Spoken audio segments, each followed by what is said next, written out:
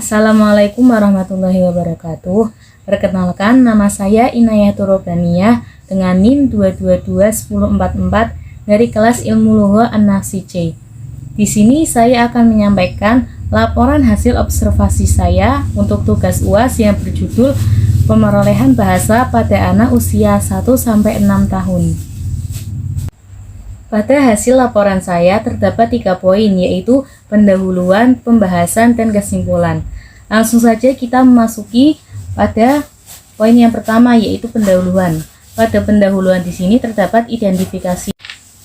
Pada poin identifikasi ini, penulis melakukan sebuah observasi kepada 3 anak. Yang pertama dengan anak yang bernama Rumaisa Naira Rofiki, kemudian ada Pelangi Mumtaza, dan yang ketiga ada anak yang bernama Narendra Ganis. 3 anak ini berbeda usianya.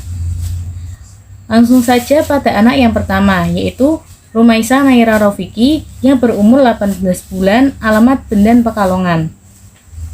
Pada observasi pertama yang dilakukan oleh penulis, sang anak ketika itu sedang menonton televisi. Kemudian anak tersebut diberi camilan yang berupa biskuit coklat oleh seorang ibunya. Lalu, anak tersebut berkata, "Jan," dan tersenyum senang karena diberi camilan oleh ibunya. Lalu, ketika anak tersebut diberi camilan lainnya selain biskuit coklat, anak tersebut juga mengucapkan dengan kata yang sama, yaitu kata Jan. Dan pada observasi yang kedua, anak tersebut sedang belajar berjalan.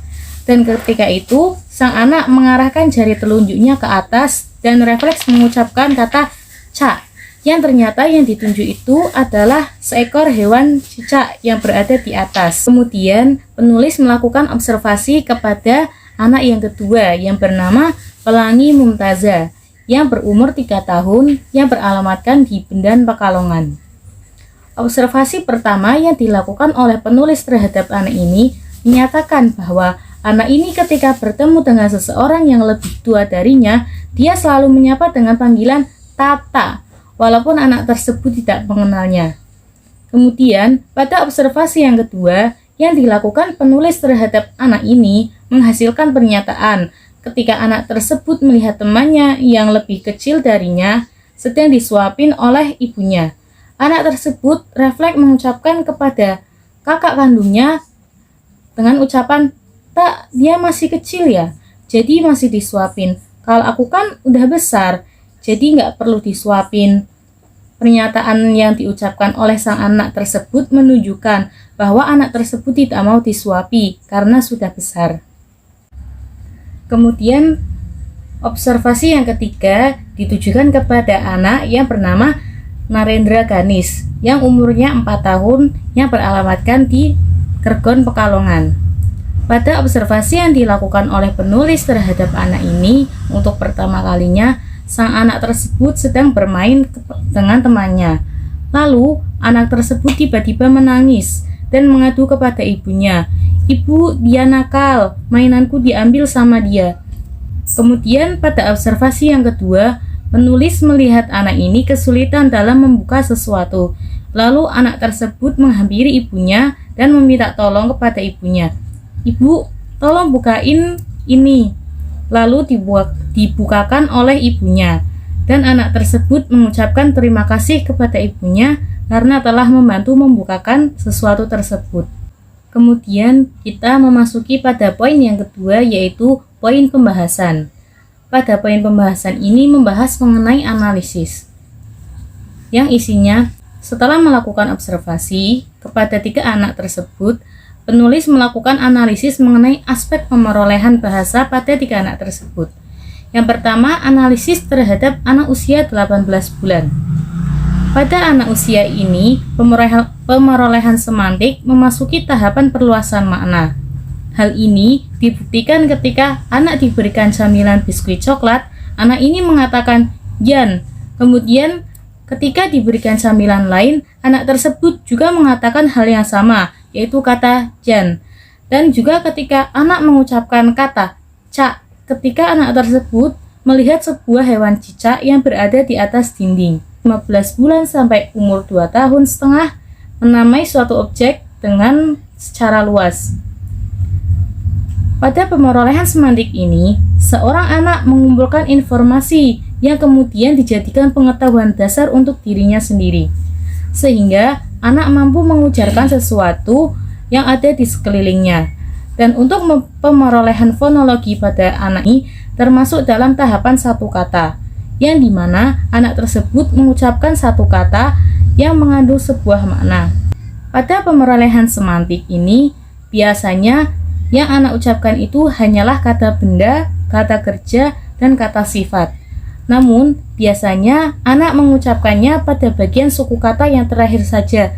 Semisal, dia ingin minum, lalu dia hanya mengucapkan num, seperti itu.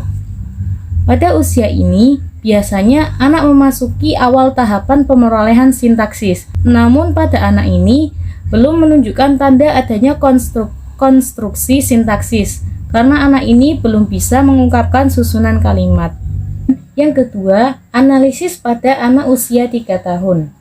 Setelah melakukan observasi, penulis menganalisis bahwa pada usia anak 3 tahun ini, biasanya anak memperoleh sebuah bahasa baru yang berupa kosakata dengan sangat pesat.